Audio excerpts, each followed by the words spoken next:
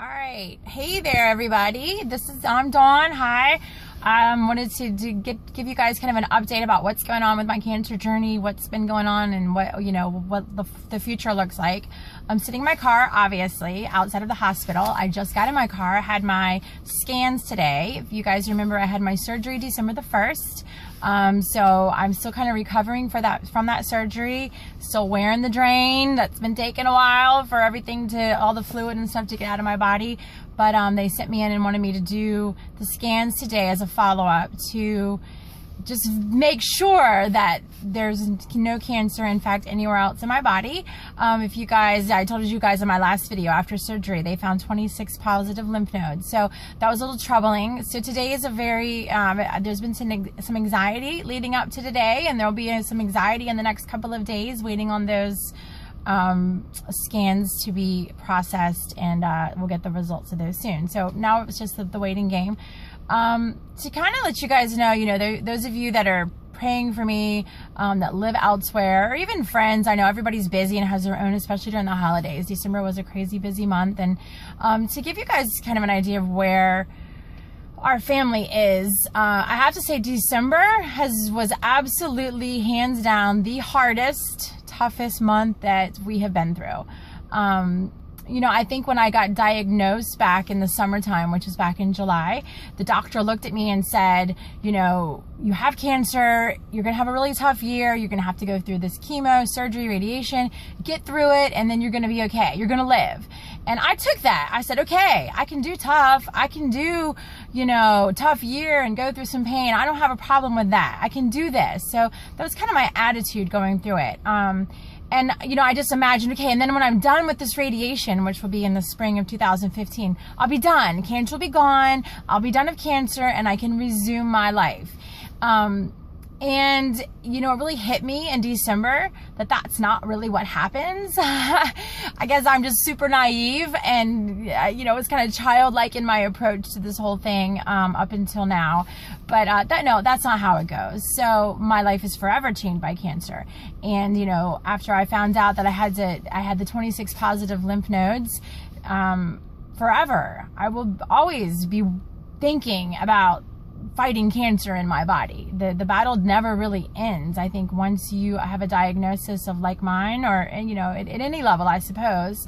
So it's really my job to do everything that I possibly can to keep cancer at bay. If it is somewhere else in my body, to keep those cancer cells sort of dormant and keep my healthy cells really healthy, and my body. So I have a whole new approach to my own health, a whole new view of my body, being, my body's been so poisoned over the last, I don't know, it's been like 6, 7, I don't even know, lost track of time, but through the chemo poisoning and all the medications that I've been going through, and now taking all my lymph nodes. I took all my lymph nodes in my arm, so I have no lymphatic system whatsoever in my arm. So I have this lymphedema problem, or I have to always, it's a chronic. I found out yesterday that lymphedema is chronic. It's never going to go away. I just have to manage it properly. I can't carry heavy grocery bags in this arm anymore because it could cause a problem. I can never, I have to be careful if I get a bug bite on my arm. I mean, all these things. I'm like, what? Oh, I didn't sign up for this. What are you talking about?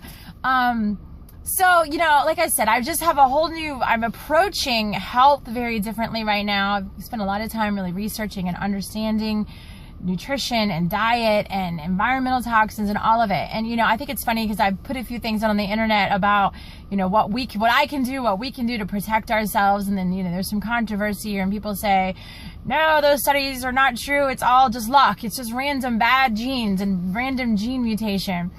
My thinking of that is like, well, if I have the choice between just going for bad luck versus good luck, or trying to do something about it and keeping my body super healthy by eating clean and, almost going almost to a vegan, I'm kind of leaning towards that, but, I haven't done it yet.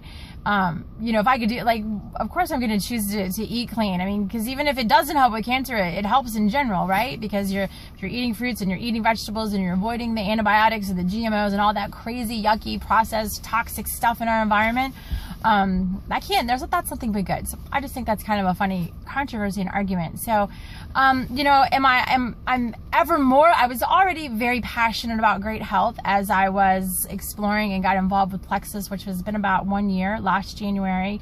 I was already very passionate about it and excited about it and wanting to share the wonderful health benefits of Plexus. And so now there's this whole new twist to my health journey that, you know, Plexus is a wonderful tool, and I get so excited about sharing with people, you know, but it's so much deeper. There's nothing more important than keeping ourselves and our bodies healthy. So anyway, that's my health platform, and that's kind of where I am with that. So from forever and ever and ever, it's my job to be the healthiest person that I know. And that is wonderful because that'll, you know, I can teach that and give that gift to my kids. We already have made a lot of changes in our house, and my kids are they're actually super excited about it. And, you know, even my 3-year-old knows when he's eating a cookie, he shouldn't be eating a cookie. So, you know, and understanding what good nutrition and good health is. So that's wonderful. And I want to speak to that. I've got a 5-minute video. You guys know I try to keep them under 10. So if you want to stay with me, keep watching with me. To get kind of deep for a minute, you know, for the first time in my cancer journey during the month of December, I actually contemplated not living. And I hadn't let my mind go there up until that point. I just couldn't, and I didn't. And but you know, getting in a place where I realized that there's no guarantees. There's just absolutely no guarantees. You know, I know that I have a God who loves me, and I know that He uses all things for good in His glory, and I know all of those things. But He also never promised to make our lives easy, and He never promised any definite amount of time.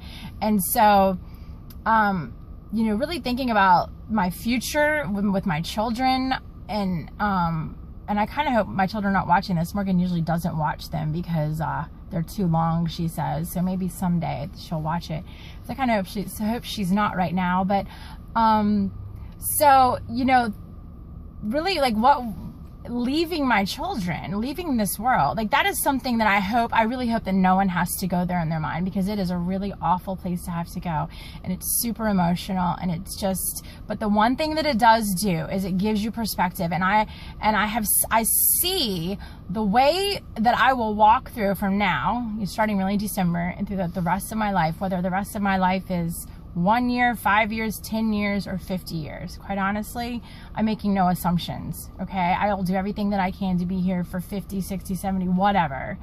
But the gift in that is, don't take it for granted.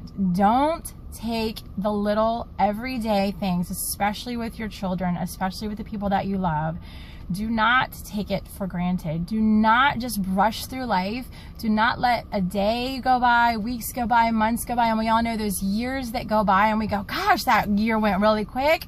What just happened? What did we do? I don't know. Everybody's looking around going, I don't know. That one, golly. To me, I've been given a gift to be able to see the future in such a way that I'm not going to take it for granted. I'm not going to miss dance competitions or soccer games or PTO programs or putting my kids to bed when I'm tired and I want to be selfish and just tell them to go upstairs and put themselves to bed. I'm not going to do that. When they come and ask me to read them a book, am I going to stop worrying about the dishes being done? Yeah, who cares? I'm going to read you a book. And you know, if you want to come give me a hug and tell you and say I love you, golly, come on, let's hug for as long as you want to hug. And, you know, not taking Robert for granted, my husband, and time together. I mean, you know, any one of us, I mean, anybody watching this video, and this is kind of morbid, whatever, but maybe it's not. You know, you can get in your car and you can go and you can get a car accident and leave this world, and then it's done, and then you're done.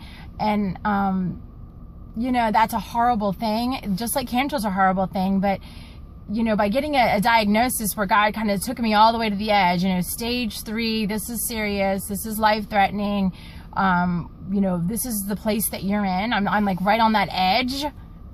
We're all, me, Robert, the kids were on that, like, we've been taken to the edge, but we have a new vision and new life in that. And so I'm grateful for that, because I can promise you, the life that I will live will be you know, in service to whatever God wants me to be, the person that God wants me to be. Believe it or not, I've been praying that prayer for years now, really. God, use me. I want to be your woman. I want to be the person that you've designed me to be.